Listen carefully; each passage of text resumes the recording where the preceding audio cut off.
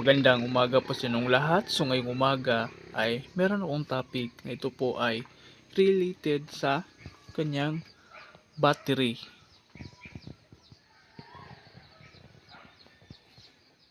So itong Hataso Hero 2 ay meron siyang 60 volts 32 amperes na lead acid batteries. So ang tanong dito is ilang years ba tatagal yung ganitong battery ng Hataso Hero 2? So alam nyo ba na ang Hataso Hero 2 ay yung brand ng kanyang battery ay Chilwi battery. So pakita ko sa inyo.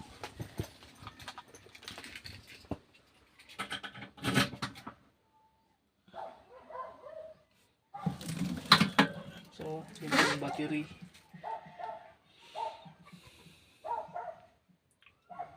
So binuksan ko yung nakaraan dito sa gilid, tiningnan ko yung brand ng battery ng Hataso Hero 2 ay Chilwi battery. So 60 volts 32 amperes po yung ng Hataso Hero 2. So ang tanong dito kung ilang years ba ang lifespan ng ganitong e-bike na Hataso Hero 2 na gamit ang Chilwi battery.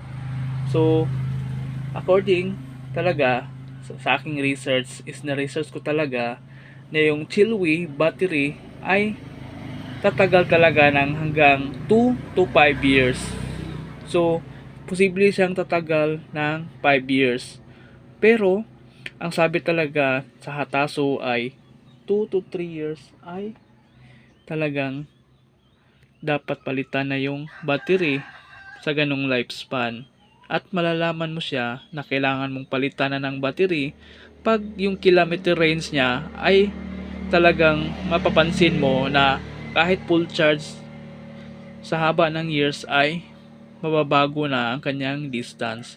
Kung sakaling ang distansya na ay 60 to 70 tapos naabot na lang ng 30 or 40, yun yung ibig sabihin nun na hindi na masyado maganda yung quality ng battery. So kailangan mo malalaman yon kasi napaka-importante yon. Pag bumaba na yung kilometer range niya according sa kanyang expectation o expected talaga na kilometers, yun yung sign na kailangan mo ng palitan. Kasi 2 to 3 years ang sabi ng Hataso talaga, yun yung tatagal yung battery lifespan ng ganitong klaseng e-bike na Hataso. So, since ang Chilwi battery na sabi talaga ay 2 to 3 years, pero yan po ay pwede pang lumagpas ng 2 years to 3 years. Posible pang aabot ng 5 years. Yun po pag masunod natin yung tamang charging hours at charging habits. So napakahalaga yung charging habits kasi yun makakatulong para humaba yung lifespan ng battery ng ganitong e-bike na Hataso Hero 2. So kailangan lang talaga dito pag masunod yung tamang charging hours at huwag palaging sobrang drain as in zero na saka mo i-charge at matagal bago i-charge na kahit lowbat na, ayun yung reason tatagal o hindi magtatagal yung lifespan ng battery. So napaka-importante na charge regularly kung kailangan. Pag talagang 2 bars na, pwede mo na siyang i-charge, lalong lalo na pag araw-araw mo siyang ginagamit pag pang-commute sa trabaho or meron kang negosyo. Kaya maganda na dapat charge regularly.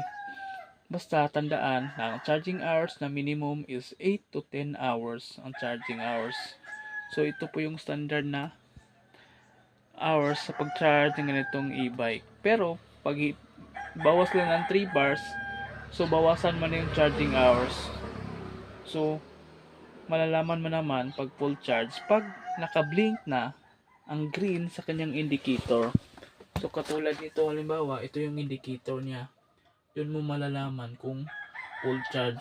So kung sakaling mag green na siya sa loob ng 8 oras or 10 hours, pag lobat na talaga, ay yun yung malalaman na full charge pag maka-green. Pero pag pula pa rin, kahit umabot na ng 10 hours, siguro mayroong fluctuation yan. Kaya kailangan mong gawin is tanggalin mo muna yung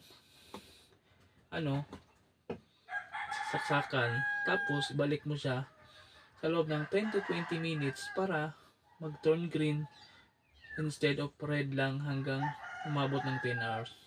So napakalaga yung charging habits kasi doon hahaba yung lifespan ng battery. Pero tandaan, iwasan to na talaga dapat is mabilad sa init talaga hanggat maaari. Kasi napakahalaga yung hindi talaga siya sobra na mabilad yung pinaka charger. So importante dito talaga sa gilid pag mag-charge ka, yung hindi talaga mailawan. Sa ganun, na sumaba pa yung lifespan ng kanyang charger. So napakahalaga yung charging habit sa ganitong e-bike.